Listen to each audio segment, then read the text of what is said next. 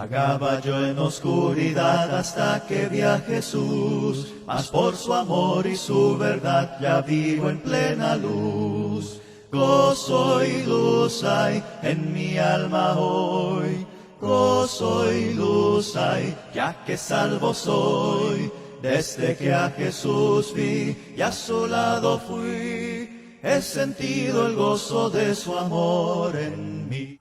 Muy buenas noches, bienvenido a su programa La Luz en mi Andar, un programa en el cual usted y yo también aprenderemos muchas cosas acerca de la Biblia. Le instamos a que si usted no sigue el programa, lo siga a través de las redes sociales, ya sea por Instagram, por Facebook, por YouTube, también por Spotify, que tenemos los podcasts. Si usted no puede vernos, puede escucharnos, y le instamos también a que nos comparta a través de sus redes sociales, con sus amigos, con sus compañeros de trabajo, y ayúdenos a esparcir el evangelio alrededor del mundo. Le damos las gracias por acompañarnos y también vamos a hacer una oración inicial.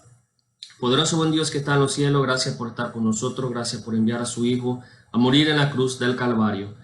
Le suplicamos que ahora que vamos a estudiar acerca de su palabra, oh Dios, lo hagamos para mejorar como cristianos y para saber más acerca de la voluntad que usted tiene hacia nosotros, oh Dios. Bendiga a todas las personas que están a cargo de esto de la pandemia, Señor, en los frentes de batalla. Usted sea con ellos y que según su voluntad usted, Padre, permita que esto cese o siga según sea su pensamiento, oh Dios. Gracias por todas las bendiciones y le suplicamos todo esto en el nombre de Cristo Jesús. Amén. Como ya hemos visto, hermanos, hemos estado hablando acerca de lo que tiene que ver con la vida abundante. Esta serie de lecciones la hemos abarcado cerca de una semana, cerca de mes y medio. Hemos estado conversando acerca de una vida abundante. Una vida abundante es la vida que usted y yo tenemos acceso. No es solamente acerca de hacer lo que tiene que ver con obras caritativas. Eso está excelente y es algo que las iglesias de Cristo y nosotros debemos implementar. Sin embargo, también existe un modo para obtener vida abundante. Hemos analizado distintos temas que tratan la vida abundante. Nuestro versículo clave se encuentra en Juan capítulo 10, versículo 10, que ya es un versículo que usted y yo debemos saber de memoria. El ladrón solo viene para robar y matar y destruir. Yo he venido para que tengan vida y para que la tengan en abundancia.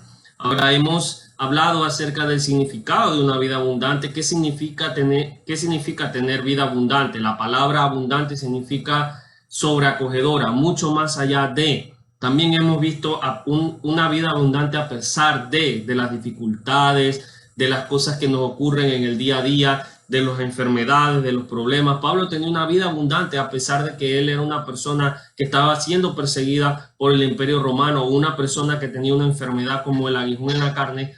También vimos el camino hacia la vida abundante. Recuerde que Jesús dice: yo soy el camino, la verdad y la vida. Vida con V mayúscula. La gran pregunta sobre la vida. Y la semana pasada hablamos sobre cualquiera puede tener vida abundante. O sea, cualquier persona puede tener acceso a la vida abundante. Y tratamos dos personajes muy importantes. Estos personajes, porque hoy vamos a tratar dos más, estos personajes son un ejemplo de nuestras actitudes. O sea, en esas personas se ven reflejado cualquier persona dentro del mundo. O sea, son como una sombra o son un ejemplo de características que podemos encontrar en el ser humano. Ahora vamos a tratar lo que es cualquiera puede tener vida abundante, parte 2. Cualquiera puede tener vida abundante, segunda parte. Una vida abundante es una vida plena, es una vida gratis y es una vida satisfactoria eternamente. Es una vida que nos trae felicidad. Como utilizamos la historia de Bob Marley, que él dijo: yo no tengo riquezas, o sea, no tengo las riquezas como el mundo la quiere o las define, que son posesiones y mucho dinero. Dice, mi riqueza es vida, vida por siempre, pero sabemos que a él le faltaba a alguien, le faltaba a nuestro Señor Jesús, o sea, o haber obedecido a nuestro Señor Jesús. Y hoy vamos a tratar dos personas que podríamos decir que entrarían dentro de la categoría del señor Marley en cuanto a actitud. El relato del Evangelio según Juan es un relato acerca de vida. ¿Por qué nosotros decimos eso? Porque es esta palabra vida o su equivalente en griego, que es zoe, se encuentra alrededor de 50 veces dentro del Evangelio. Entonces esta era una palabra que al autor le gustaba utilizar. Juan tenía aparentemente tres palabras favoritas o tres palabras que a él le gustaba mucho utilizar dentro de sus escritos, que son amor, luz y vida. Cuando hablamos de amor, recordamos la primera, la segunda y la tercera epístola del apóstol Juan, que habla acerca del amor, amor, luz y vida, que son palabras que se encuentran abundantemente en el Evangelio de Juan. Ahora, como lo hemos dicho, 50 veces es encontrada la palabra griega para vida zoe en el Evangelio de Juan. Entonces podemos concluir que el Evangelio según Juan es un relato acerca de la vida. En los capítulos 3, que fue Jesús y Nicodemo, en el capítulo 4, que hablamos de Jesús acerca de la mujer samaritana, hoy vamos a hablar del capítulo 5 y el capítulo 9. Encontramos a cuatro personas que no difieren mucho la una de la otra, sin embargo, todos ellos necesitados de vida. Todas esas personas estaban necesitadas de vida eterna. En estos cuatro personajes, cada uno de nosotros, como lo hemos dicho, puede ser representado, ya sea por la mujer samaritana, ya sea por el ciego de nacimiento, ya sea por el paralítico o ya sea por el sabio Nicodemo. El Espíritu Santo inspiró al apóstol a que escribiera de ello, pues necesitamos ver este tipo de personas, al igual que nosotros, necesitaban vida abundante. Usted y yo también estuvimos necesitados de vida abundante o estamos necesitados de vida abundante. En estos cuatro personajes se puede ver representado cualquiera de nosotros. Y vamos a dirigirnos a nuestros personajes del día de hoy. La semana pasada, como hemos dicho, hablamos de Nicodemo, un hombre que nació de nuevo, aquel hombre que era un erudito, un hombre que era miembro del Sanedrín. No cualquier persona podía ser miembro del Sanedrín. Un hombre que era una persona importante dentro de la sociedad. Sin embargo, llegó al maestro y le dijo: maestro, sabemos que vienes de Dios, porque las cosas que tú haces nadie puede hacerlas. Y el maestro le responde: de cierto te digo, si no naces del agua y del espíritu, no puedes ver el reino de los cielos. Nicodemo fue una persona a la cual tuvo acceso a la vida abundante. La mujer samaritana también, una persona que no vivía con su esposo, tuvo muchos esposos, sin embargo también una mujer despreciada dentro de la sociedad, samaritana, no bien vista dentro de los judíos, pero también tuvo acceso a la vida abundante. Y hoy veremos dos personas nuevas, dos personajes nuevos, no en la Biblia, sino dentro de nuestro estudio, los cuales son el paralítico, un hombre que tenía cerca de 38 años de ser paralítico. Y también veremos un hombre ciego de nacimiento. El paralítico de Betesda, una historia que usted puede que conozca hasta mejor que yo. El hombre que no tenía quien lo ayudara. Ese es el paralítico de Betesda. Dice así: después de esto se celebraba una fiesta de los judíos y Jesús subió a Jerusalén. Juan capítulo 5 versículo 1. Bien, vamos a dar un poco de contexto acerca de este capítulo. Si a uno le preguntan, por ejemplo, cuántos años tenía nuestro Señor Jesucristo cuando murió, uno rápidamente responde que 33 años. Pero si yo le pregunto, ¿cómo usted sabe eso? Entonces es algo difícil o es algo ya más que debemos pensar cuando lo vamos a responder. Ahora, 3 veces de manera específica la fiesta de la Pascua es mencionada en el Evangelio de Juan. En Juan capítulo 2 versículo 13, en Juan capítulo 6 versículo 4 y en Juan capítulo 13 versículo 1. Esos son los lugares donde específicamente se habla acerca de la fiesta de la Pascua. En Juan capítulo 5 versículo 1 se menciona una fiesta importante de los judíos, la cual se piensa que era la Pascua. Ahora, se piensa que como Juan no mencionó que la fiesta era la fiesta de la Pascua, era la más grande esta fiesta era la más grande e importante de todas. Entonces se concluye que esta fiesta que se menciona aquí es la fiesta de la Pascua. Entonces, ¿qué quiere decir esto o cómo armonizamos esto? Eso significaría que Juan en total menciona 4 Pascuas en su libro, por lo que Jesús murió en la cuarta, porque él era el Cordero de la Pascua, lo cual significaría que Cristo inició su ministerio a la edad de 30 años, según lo relata Lucas capítulo 3, versículo 23, y vivió aproximadamente 3 años y medio. De ahí concluimos que Jesús tenía 33 años cuando murió, porque inició cuando tenía 30 años. En Daniel 9:27 dice que el Cristo moriría a la mitad de la semana. Y si un día representa un año, como a menudo es en la profecía, entonces el Cristo moriría después de 3 años y medio de haber iniciado su ministerio, que eso fue lo que ocurrió con nuestro Señor Jesucristo. Dice así el siguiente versículo: y había en Jerusalén, junto a la puerta de las ovejas, un estanque que en hebreo se llama Betesda y que tiene 5 pórticos. Juan capítulo 5, versículo 2, la Biblia de las Américas. Ahora vamos a ver un poco acerca del lugar. Vamos a hablar un poco acerca del lugar que es Betesda. Betesda existe en la actualidad. Existe, aunque a un nivel más bajo, porque la ciudad fue construida encima de la ciudad antigua, la nueva ciudad, la ciudad moderna, por lo que si usted necesita ir al estanque de Betesda, tendría que descender por unas escaleras o verla desde una vista aérea, como lo vemos dentro de la figura. Una piscina estaba en esa ciudad, y esa ciudad, una piscina estaba en esa área, y esa área tenía 5 pórticos. Los pórticos eran lugares donde se colocaba la gente o entraba la gente hacia el estanque. Este estanque era un centro de peregrinación, era lo que nosotros hoy consideraríamos un centro de peregrinación. ¿Qué es eso? Donde se acumula mucha gente porque piensa que ese lugar es altamente religioso, o piensa que ahí en ese lugar, si está usted presente, va a recibir algún milagro, o es altamente... la presencia de Dios se ve en ese lugar manifestada. Ahora vamos a hablar acerca del hombre.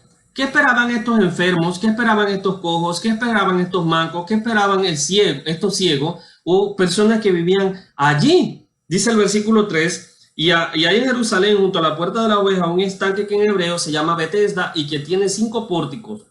En estos yacía una multitud de enfermos, ciegos, cojos y paralíticos que esperaban el movimiento del agua. Observen que estas personas esperaban el movimiento del agua. Dice, porque un ángel del Señor descendía de vez en cuando al estanque y agitaba el agua, y el primero que descendía al estanque después del movimiento del agua quedaba curado de cualquier enfermedad que tuviera. Esto era lo que ellos pensaban que ocurriría. O sea, ellos tenían una alta estima por esa agua que estaba allí, y que supuestamente ellos pensaban que cuando el agua se movía o había un leve disturbio en el agua era porque un ángel había descendido. Eso era lo que ellos pensaban. Muchas versiones muy antiguas o escritos muy antiguos no tienen esta sección, el versículo 4, porque no se consideraba que fuera esto es lo que diríamos como fundamental. No quiere decir que esté mal que esté en la Biblia, sino que fue puesto allí como una explicación de por qué estos hombres estaban allí. No era que realmente ocurría eso, sino que era lo que ellos pensaban que ocurría. Era que el agua,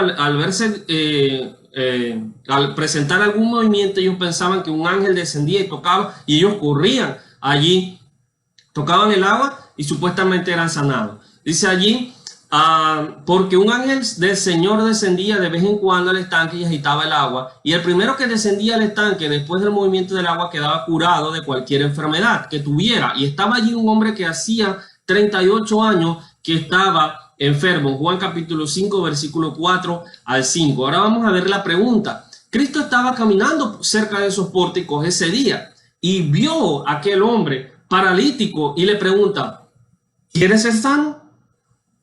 ¿Tú quieres levantarte de este lugar? Pareciera una pregunta innecesaria, pero cuando nos detenemos a pensar, reconocemos que esta no es innecesaria. Pues mucha gente quiere quedarse donde está, mucha gente se siente conforme del lugar donde está. Y puede parecer absurdo, pero si alguien repentinamente es liberado de su miseria, él no sabría cómo tomarlo, esa persona no sabría cómo va a actuar. Él o ella ha disfrutado por mucho tiempo ser objeto de compasión.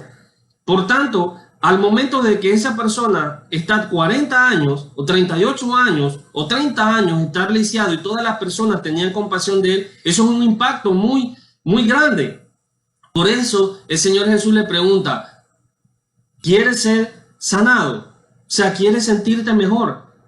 Ellos han aprendido tanto a depender de otros por tanto tiempo que si mañana se encontraran bien serían igualmente miserables porque ellos no tenían su vida ordenada.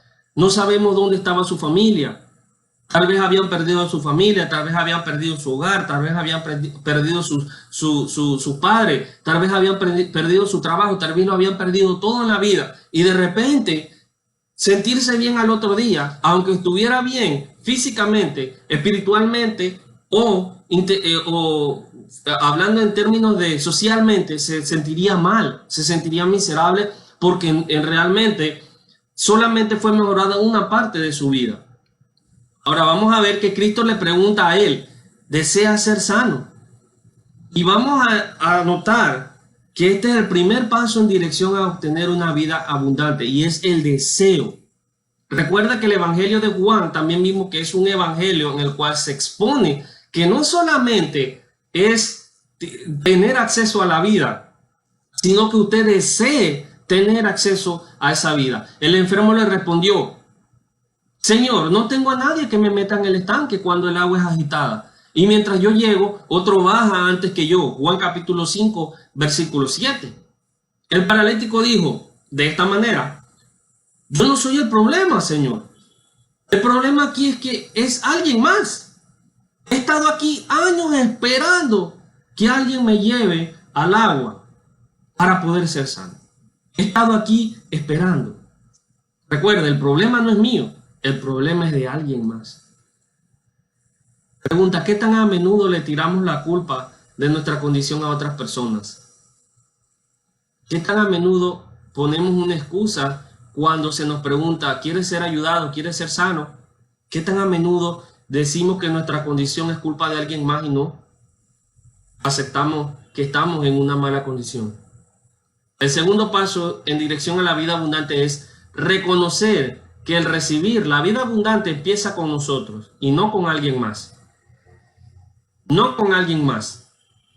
Primero es reconocer, el primer paso es reconocer que nuestra situación o que alguien no nos ayude no es cuestión de que nos quedemos en esa misma situación. Segundo es reconocer que la vida abundante empieza con nosotros y no con alguien más. ¿Qué quiere decir esto? Que siempre encontraremos personas que no quieran ayudarnos. Siempre, por consiguiente, siempre encontraremos una excusa para tratar de aceptar nuestra situación o de sentir pena por nosotros mismos. Es fácil decir, tengo problemas, soy paralítico espiritualmente. Vamos a observar a este paralítico no desde una forma física, sino desde una forma espiritual. Pero es porque otras personas no quieren ayudarme. He estado paralítico espiritualmente porque otras personas no quieren ayudarme, no se compadecen de mí. Si no hubiera nacido donde nací, si no hubiera nacido en el tiempo que nací, si hubiera ido a una escuela diferente, si hubiera ocurrido esto, si hubiera ocurrido esto, si hubiera ocurrido esto. Jesús le dijo al paralítico, ¿quieres ser sano? ¿Quieres ser sano o quieres estar de esta forma el resto de tu vida porque nadie te pondrá en el estanque? Si deseas tener una vida abundante, amigo o amiga, es una decisión que usted y yo debemos tomar. Es una decisión que usted y yo deberíamos tomar. Y vamos ahorita a analizar la condición de este señor y a compararla con la condición de otra persona. Que aunque esta persona estuviera paralítica, habían personas allí que tal vez podían ayudarlo o podía tomar una decisión y elaborar un plan de cómo es que él iba a llegar al estanque. Recuerde, si usted y yo deseamos tener una vida abundante, nosotros debemos tomar una decisión. Mientras yo me mantenga mirando a mi alrededor y preocupado porque otros me lleven al estanque, nunca recibiré ayuda. Nunca recibiré ayuda si yo me mantengo observando quién me llevará, quién me ayudará. Recuerde, Jesús está allí, es correcto, pero la decisión depende de usted y de mí. Yo quiero ser sanado de mi parálisis espiritual. Debo entonces desear eso. Debo tomar una decisión. La recuperación. Vamos a ver la recuperación de este hombre. Jesús le dijo a este hombre: levántate, toma tu lecho y anda. Juan capítulo 5, versículo 8. Vamos a analizar que la cama de este hombre era al mismo tiempo su casa, era su lecho, era su colcha para dormir, era todo lo que este hombre tenía. Ese hombre vivía en ese lugar prácticamente.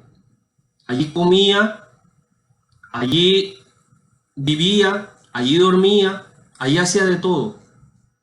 Y al instante, dice, el hombre quedó sano y tomó su camilla y echó a andar. Juan 5, 9. Ahora vamos aquí a buscar a alguien, a unos controversiales. Juan capítulo 5, versículo 10.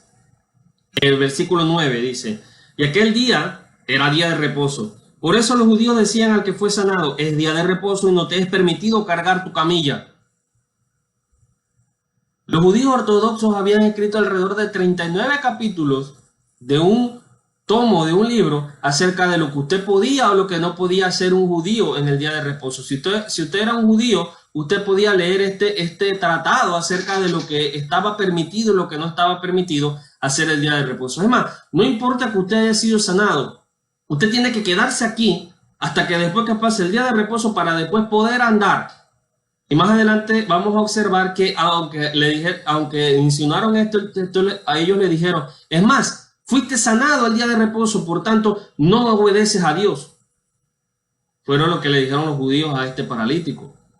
Los judíos ortodoxos tenían todo escrito. Te podían decir cuántas gotas de tinta debías colocar usted en una pluma para escribir. También te decían cuántas letras podías escribir en una carta el día de reposo o en un muro. Discutían tanto acerca de las obras en el día de reposo, cosas como si salivar era una obra. O sea, si tener saliva en la boca era una obra. Observen hasta qué extremo fueron. Tratando de ser extremadamente religiosos para, según ellos, tratar de agradar a Dios. ¿Verdad? Eso es lo que leemos acerca del día de reposo. Los judíos le dicen a Jesús, dice así: no te es permitido sanar el día de reposo. ¿Quién tú te has creído? Dice el versículo 17. El versículo 17. El versículo 17. Y dice así: pero él le respondió: hasta ahora mi padre trabaja y yo también trabajo. Porque el 16 dice: a causa de esto los judíos perseguían a Jesús porque hacía estas cosas en el día de reposo. O sea, ¿quién tú eres que estás haciendo estas cosas en el día de reposo? Y Cristo les está diciendo: si ustedes tienen algún problema con eso, dice, hasta ahora mi padre trabaja y yo también trabajo. O sea, mi padre no va a... Es cierto que las obras debían ser puestas en reposo, o sea, debían detenerse el día de reposo, pero a un extremo tanto que ni un hombre puede ser sanado ese día. Yo creo que ustedes han perdido el enfoque, le dice Jesús. Ustedes han perdido el enfoque de lo que mi padre les mandó. Si ustedes tienen algún problema con eso, con que yo haya sanado el día de reposo, entonces vaya a discuta con Dios. Vaya argumente con Dios acerca de esto, porque mi padre también trabaja. Hasta hoy ha trabajado, por eso el Hijo del Hombre también trabaja. Dice el 18, entonces por esta causa los judíos aún más procuraban matarle, porque no solo violaba el día de reposo, sino que también llamaba a Dios su propio Padre, haciéndose igual a Dios. Jesús les dice que sus asuntos son asuntos de vida. Observe el versículo 21 y 22. Porque así como el Padre levanta a los muertos y les da vida, así mismo el Hijo del Hombre también da vida a los que Él quiere. Porque ni aún el Padre juzga a nadie, sino que todo juicio se ha confiado, dice así, al Hijo. Jesús le dice a ellos, yo estoy aquí para tratar asuntos que tengan que ver con vida eterna, no para tratar quejas, malas interpretaciones de qué se debía hacer y lo que no se debía hacer en el día de reposo. ¿Qué necesidad tenían ellos de ampliar lo que estaba escrito en Éxodo, en Deuteronomio, en Levítico acerca de lo que ellos podían o no podían hacer el día de reposo? No tenían ninguna necesidad. Esto ocurre cuando nosotros tratamos de jugar, tratamos de ser Dios, de ir mucho más allá y de filosofar y de razonar cosas sin sentido. Dios le había especificado qué tenían que hacer y qué no debían de hacer el día de reposo. ¿Por qué yo tengo que agregarle mucho más allá de lo que se debe o no se debe hacer? Cuando el paralítico supo quién era Jesús, inmediatamente fue a decirle a sus enemigos, observe, porque él no sabía quién le había sanado. Dice en el 12, ¿quién es el hombre que te dijo, toma tu camilla y anda? Pero el que había sido sanado no sabía quién era, porque Jesús sigilosamente se había apartado de la multitud que estaba en aquel lugar. Después de esto, Jesús le halló en el templo y le dijo, mira, has sido sanado, no peques más para que no te suceda algo peor. Y él enseguida, observe la actitud de este paralítico, en vez de agradecerle a Jesús, en vez de decirle, Señor, ¿qué puedo hacer para complacerte? ¿Qué más puedo hacer para agradecerte esto que has hecho por mí? Dice, inmediatamente salió corriendo y le fue a avisar a los enemigos de Jesús. Dice así, el hombre se fue y dijo a los judíos que era Jesús el que lo había sanado. Tratando de justificar o tratando de tener gracia delante de los judíos porque él había violado el día de reposo. Bueno, él pensó, si le digo a estas personas quién fue el que me sanó, tal vez ellos me perdonen que no cumplí el día de reposo. Qué actitud más triste. No leemos palabras de agradecimiento, no leemos que este proclamara su fe en Dios. Lo único que leemos es a Jesús diciéndole, no peques más. No leemos si este hombre en realidad siguió los pasos de Jesús. Leemos que él tuvo acceso a una vida abundante. Lo único que él quería hacer es ser libre físicamente. Él quería ser sano físicamente. Él no quería ser sano espiritualmente. Porque no vemos que él le dijera a Jesús, Jesús, estoy interesado en ti, ¿qué más debo hacer? No leemos eso. Leemos que él se fue y le avisó a sus enemigos acerca de quién lo había sanado. Mantenga eso en mente, de la actitud de este hombre. A pesar de que él recibió sanación física, no sabemos si recibió sanación espiritual. Solamente sabemos que tuvo acceso a ese momento, pero lo dejó pasar. Vamos a ver a otro hombre. Pongamos un clic allí o un separador en el paralítico de Betesda. Ahora vamos a ir al ciego, el hombre que fue al estanque y se lavó. Vamos a ir a Juan capítulo 9. Juan capítulo 9. Vamos a saltarnos 4 versículos más, 4 capítulos más y vamos a ir a Juan. Dice el versículo 1. Al pasar Jesús vio un hombre ciego de nacimiento y sus discípulos le preguntaron diciendo, Rabí, ¿quién pecó este o sus padres para que naciera ciego? Vamos a ver una suposición. Siloé, que es el estanque donde se encuentra esta persona, o que fue enviado más bien, significa enviado. Era una cisterna en la ciudad de Jerusalén, la cual traía agua de la vertiente de el Gihón. Entonces era una fuente, por así decirlo. O recuerde, agua en el ciego, en el paralítico de Betesda. Agua con el ciego. El agua es algo importante dentro del plan de salvación de nuestro Señor. Al pasar Jesús vio un hombre, nuevamente leeremos, ciego de nacimiento, y sus discípulos le preguntaron, Rabí, ¿quién pecó, este o sus padres para que naciera ciego? La explicación de esa pregunta, Cristo le comienza a explicar a sus discípulos que este hombre no era ciego porque alguien había pecado. En ocasiones nosotros tratamos de filosofar acerca de las tragedias, y eso fue lo que hicieron sus discípulos en este caso. Decimos, sé que es triste, pero si su madre no hubiera pecado, él no hubiera quedado ciego. Sé que es triste, pero si Si su mamá no hubiera hecho esto, tal vez él no hubiera nacido paralítico. No. Jesús inmediatamente explicó de una forma sutil que el pecado no se hereda, que este hombre había simplemente nacido ciego porque esa había sido la voluntad de Dios y necesitaba vida. Eso fue lo que Jesús observó, que este hombre, al igual que aquel paralítico, necesitaba sanación, pero también necesitaba vida abundante. Vamos a ver el mandato.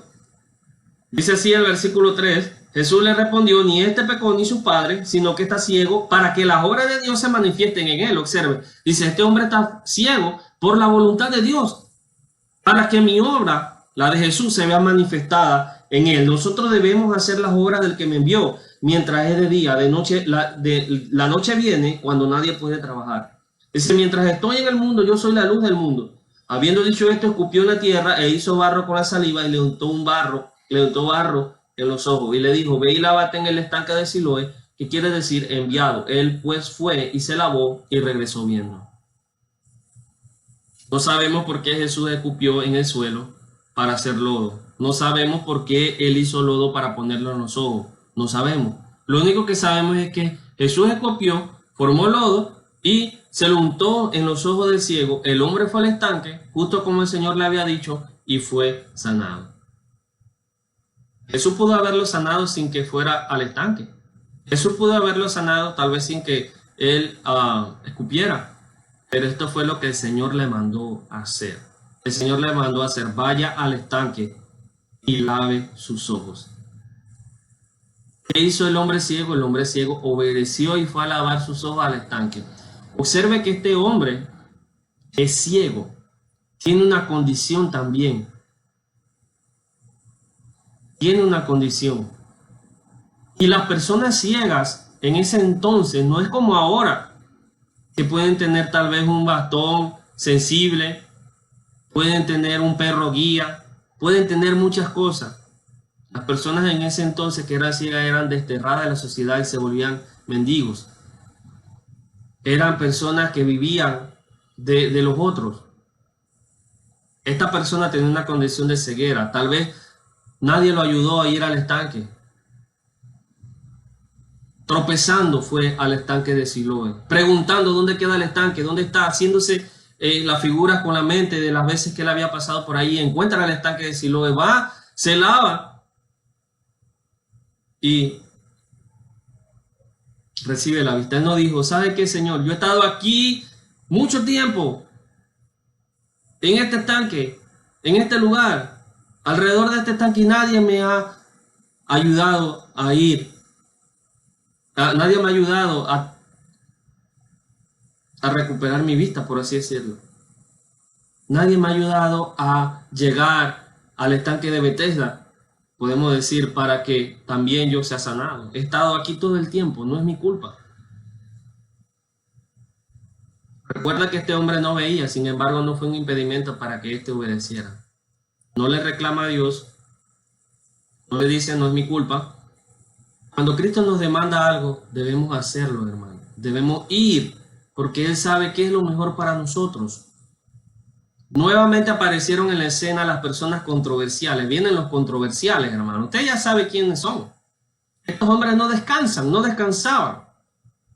Los fariseos, dice en el versículo 16, por eso algunos de los fariseos decían: este hombre no viene de Dios, porque no guarda el día de reposo. Pero otros decían: ¿cómo puede un hombre pecador hacer tales señales? Y había división entre ellos, entre los fariseos. Era evidente que Jesús no venía de Dios, dicen los fariseos, porque sanaba el día de reposo. Se supone que nadie debía ser sanado el día de reposo, ni nadie debía sanar. O sea, que si ellos tenían a alguien que sanaba, por así decirlo, un profeta o alguien que sanaba, el día de reposo era un día no podían hacerlo. Si usted se encontraba a alguien tirado en la calle con necesidad de ayuda, no lo puedo hacer. No lo puedo hacer. Hermano, obedecer es lo correcto. Es lo correcto. Pero extremar en algunas cosas no es correcto. Ayudar a mi prójimo también está dentro de los mandamientos de Dios. ayudar a mi prójimo cuando tiene un problema? ¿Usted cree que Dios no va a alegrarse si usted ayuda a alguien aunque fuera el día de reposo? Claro que sí.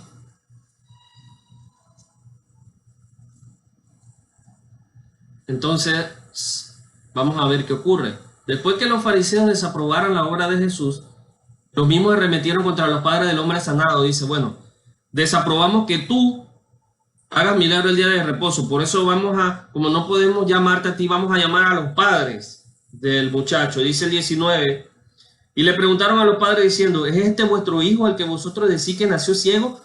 Ustedes dicen que nació ciego, no estaban seguros. Observen, los fariseos le dicen ahora, Jesús realmente no sanó a ese ciego, sino que ustedes pensaban que estaba ciego, pero en realidad no estaba ciego. Estos hombres hablan sin vergüenza.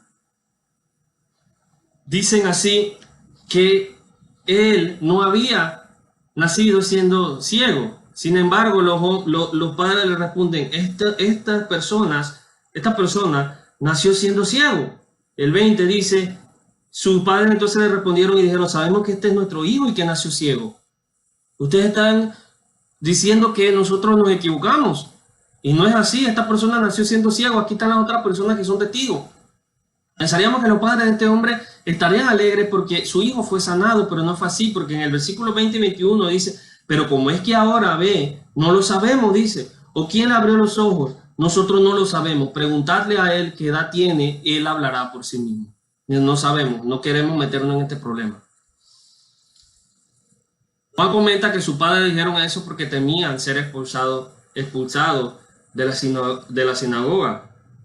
Dice el 22, sus padres dijeron esto porque tenían miedo a los judíos, porque los judíos ya se habían puesto de acuerdo en que si alguno confesaba que Jesús era el Cristo, fuera expulsado de la sinagoga. Si uno era expulsado de la sinagoga, entonces se volvía alguien desconocido para los judíos. No se le daría trabajo, no tendría vida social, nadie le hablaría, o sea, lo excomulgaban, lo tiraban fuera como si fuera un leproso, un enfermo. Entonces los papás que preferían,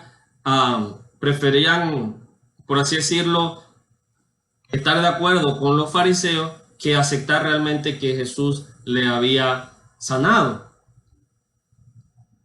La pregunta, las noticias llegaron a Jesús de que el hombre ciego lo habían expulsado de la sinagoga.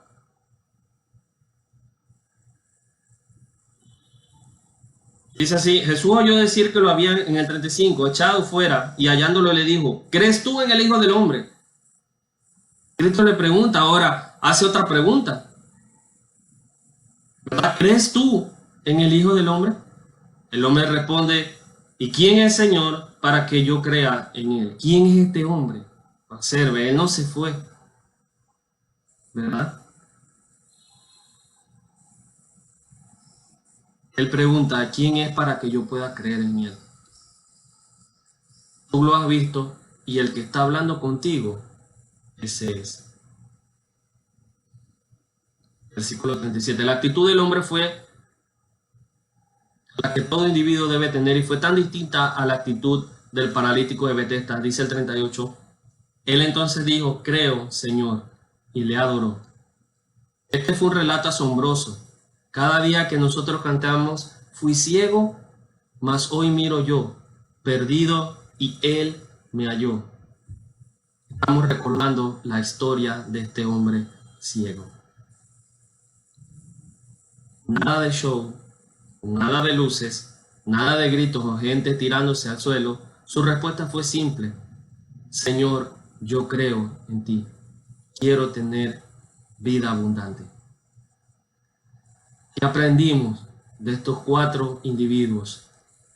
Tal vez usted o yo no tengamos el nivel de Nicodemo intelectualmente hablando, pero él necesitaba vida y la vida abundante fue presentada delante de él. Tienes que nacer de nuevo del agua y del Espíritu para poder entrar al reino de los cielos. No importa qué tan inteligente seas, qué tan importante seas en la sociedad, necesitas nacer de nuevo. Espero que no sea así, pero tal vez fuimos la mujer samaritana, una mujer que fue adúltera, una mujer despreciada entre la sociedad, pero fue una mujer que tuvo acceso a la vida eterna. Fue una mujer que fue perdonada de eso. Tal vez no sé, tal vez seamos un paralítico que está en el estanque de Bethesda, culpando a todo el mundo de que estamos en esa situación y de que nadie nos ayuda. Esa persona también tuvo acceso a la vida eterna. Un ciego que nació así, pero ahora puede ver. Dice, creo que usted es el Hijo de Dios, creo en ti, Jesús. Y le adoró. Todos ellos tienen algo en común, a pesar, evidentemente eran personas marginadas, algunos eran marginados por la sociedad, otros eran importantes dentro de la sociedad, pero tuvieron algo en común, que todos tuvieron acceso a la vida abundante, así como usted y como yo tenemos acceso hoy. Si usted es una persona que no ha tenido la oportunidad de recibir vida abundante, hoy es el día. Hoy es el día de hacerlo. La pregunta del Señor para usted es, ¿quieres ser sano o prefieres ser paralítico el resto de tu vida? O adaptando la pregunta sería, ¿quieres nacer de nuevo o prefieres quedarte en la condición que estás? Amigo, ¿quieres nacer de nuevo? Si usted quiere nacer de nuevo del agua y el Espíritu, es necesario que usted oiga Romanos 10:16 como usted lo ha hecho. Es necesario que usted crea Marcos 16:16. Es necesario que usted se arrepienta, Hechos 2:38. Es necesario que usted confiese que Cristo es Dios, Romanos capítulo 10, versículo 9 al 10. Es necesario que usted se bautice, Romanos 6:3 al 4. Y es necesario que usted se mantenga fiel hasta la muerte, Apocalipsis 2:10. Esa es la manera de que nosotros podamos recibir vida abundante. Puede comunicarse con alguna persona dentro de la iglesia de Cristo para que le ayude con eso. Le doy las gracias por usted habernos acompañado durante el viaje de cómo podemos obtener vida abundante. ¿Qué significa la vida abundante? Gracias por acompañarnos. Y recuerde también ver las demás lecciones los lunes, los martes, los jueves y los viernes. Y compártalas también. Espero que tenga una excelente semana y que también tenga una excelente noche o día, dependiendo a qué hora esté viendo esto. Que el Señor lo bendiga y nos vemos la próxima. Gracias. Vagaba yo en oscuridad hasta que vi a Jesús, mas por su amor y su